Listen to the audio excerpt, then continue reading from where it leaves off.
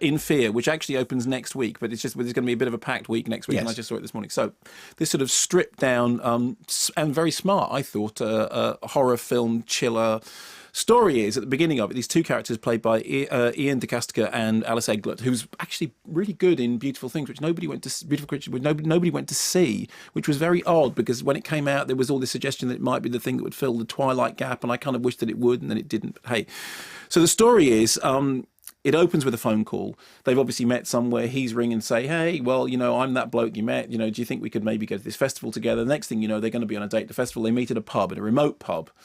And then they come out of the pub. They think they're going to be en route to the festival. But he says, look, you know what? There's a really lovely hotel out here. It's it's lovely and remote. And I took the liberty of booking us into the hotel. Do you mind? Because the festival doesn't really start until tomorrow. And she says, well, I don't think that's a great idea. But actually, she kind of likes him. And they think, OK, fine. Look, let's go and look at the hotel, which is off in the remotest part of remoteness that you have ever seen. En route, they have this conversation about what happened in the pub. I was chatted up on the way to the toilet. Oh, yeah? Barman thought that I was a strong, fine-looking, young thing. That's a good line. Huh. You want me to go back? You want me to go back and have words? I'll have a stern word in that man's ear. I'll take him outside and I'll hit him right in the middle of the forehead. Well, whilst you were on the toilet, some guy bumped into me and spilt my drink all over me on my new jumper. And then I ended up buying him and all his friends a drink. The whole pub? Why? Well, he bumped into me, spilt my drink on me, so I was like, excuse me. And he said it wasn't his fault, and I said, well, it wasn't my fault. And then it got a bit weird, and then he did offer to buy me a drink, but at that point I was like, well, look, I'll buy you and your friends a drink, just to keep things calm, because I'm a lover, I'm not a fighter.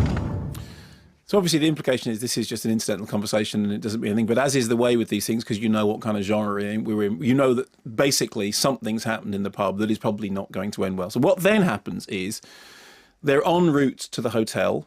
They go down these terribly windy, remote country roads, and the signs that are leading them toward the hotel seem to be leading them around in circles. And as the signs seem to be leading them around in circles, inevitably the night is coming down. And as the night is coming down, inevitably the fuel tank gauge is going down.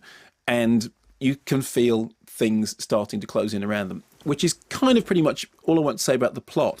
The thing that's interesting about this film is I complain quite a lot about nuts and bolts horror movies not being very exciting, not being very interesting, not sort of, fulfilling the promise of their ideas, falling back too often on, boring gore and leery violence. I mean, there is a place for gory films, and I got no problem with them. But it's the leeriness and the sort of lack of attempting to play out an idea. What's interesting about this film is it has a very simple idea, which is two people in a car trying to find a place whilst night is closing in around them, and there's a sort of straw dogs thing going on in the background, which is that you might have said something to the locals in the pub, and that might not have been the best thing to say to them, but you're not entirely sure.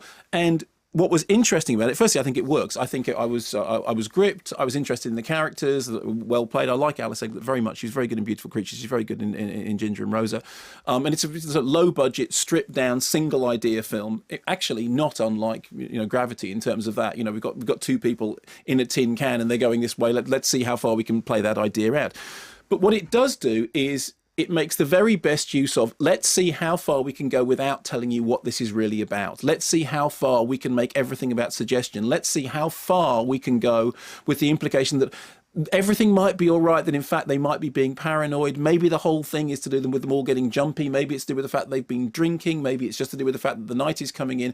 Meanwhile, all the sort of sound effects and the gothic trappings of the darkening sky and the imposing countryside and the narrowing country lanes that appear to be getting sort of smaller and smaller in a kind of Alice in Wonderland, all that stuff is working very well. And so I sat there watching it and I was genuinely gripped, and I was pleased to see somebody going, let's try and do this properly. Let's try and make a chiller, horror thriller chiller movie in which you don't just simply, after half an hour of you play all your cards and you go, fine, this is what it is. Let's see if we can do the thing which you're really meant to do with these stories, which is to keep playing with all the elements for as long as is possible, in order to make the story, work on the level of tension rather than work on the level of revelation. Because all the way through it, the whole thing is it's what it hasn't shown you, it's what it's not doing, it's what you start thinking. It keeps implying things and then holding them back, but in a way that's not frustrating, in a way that I thought worked rather well.